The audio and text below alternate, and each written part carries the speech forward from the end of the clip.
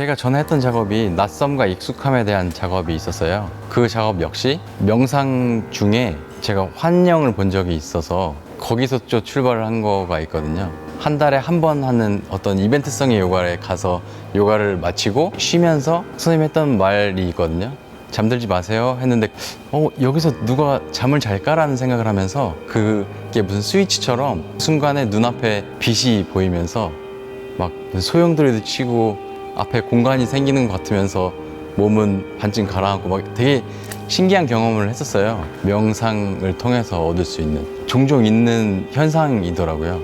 그래서 작업을 계획을 하고 들어왔던 부분이 여기에는 감성공학 쪽을 다루는 연구실이 있어서 그때 생각에는 기분 좋아지는 냄새, 동공이 커지는 시각 자극이랄지 그런 식의 오감을 섞었을 때 그 공간에 들어가면 그런 자극으로 인해서 이유를 모르게 우울해진달지 아니면 갑자기 웃음이 난달지 하는 어떤 감정을 가지게 될 수 있지 않을까. 그래서 관객의 감정을 임의대로 움직일 수 있는, 여기는 연구원이니까 많은 데이터들을 활용해서 그런 공간을 한번 만들어 볼 수 있지 않을까 하고 계획을 하고 들어왔어요. 그런데 막상 들어와 보니 대부분의 데이터는 굉장히 세분화되어 있어서 그렇게 무슨 감정까지 건드릴 수 있는 정도는 아니었던 것 같아요. 그리고 모든 데이터들이 다 기업에 소속되어 있던지 연구를 의뢰인의 거라서 제가 그걸 활용할 수가 없었어요. 그래서 오감을 활용할 것 같으면 그런 환경을 만들고 다시 실험을 시작해야 되는 그런 상황이었던 거죠. 과학적이라는 거는 그만큼 더 훨씬 많은 레이어가 쌓여서 데이터화할 수 있는 부분까지 영역이 돼야 과학적인 이란 말을 쓸 수 있다고 생각이 들더라고요. 결국 와서 보니까 제 생각에 틀렸던 부분이 상당히 있었고, 그래서 그런 부분에서 어느 정도는 제가 수정을 진행을 했죠. 자연스럽게. 대신에 여기서 처음부터 다시 시작한 부분이 뭐였냐면 그 오감을 다시 흩어보는 거였어요. 제가 어떤 실험을 참여하면서 어떤 단순한 시각 자극만을 가지고 제 뇌 어느 부분의 신호를 잡아내는 실험이었는데, 실험 기구 중에 한 가지가 있거든요. 뇌 자도 측정하는 헬멧 같이 생겼어요. 저거를 머리에 거의 딱 맞거든요.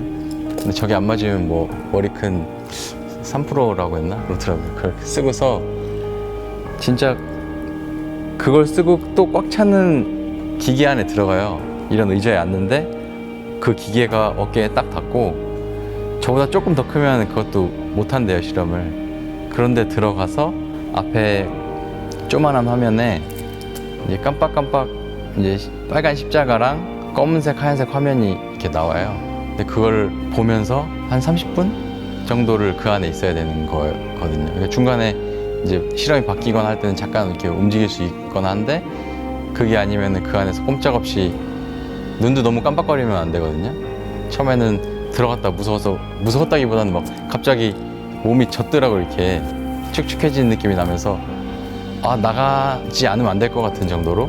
그래서 바로 나왔다가 내가 왜 이러지, 그런 회소공포증이 있나, 내가 몰랐었나 라는 생각을 했었는데, 하면서 좀 마음 가다듬고 한 번 더 들어가보고 아니면 못하겠다고 얘기를 하려고 했거든요.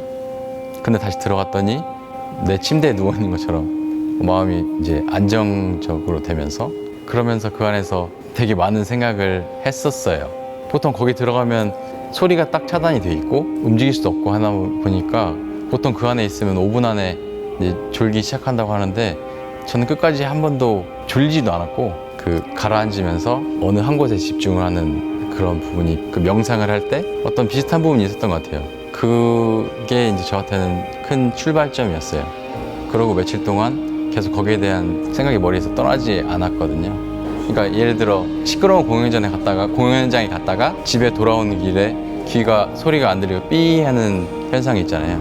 그런 것처럼 시각도 자극을 세게 주고 나서는 뇌에 어떤 공간이 생기지 않을까라는, 그래서 시각 자극을 줬다가 다시 이제 청각을 강하게 자극을 주고 청각도 차단되는 아무것도 없는 시간이 되면 오히려 낯설음을 지난 익숙한 공간이 되지 않을까라는 생각이고요.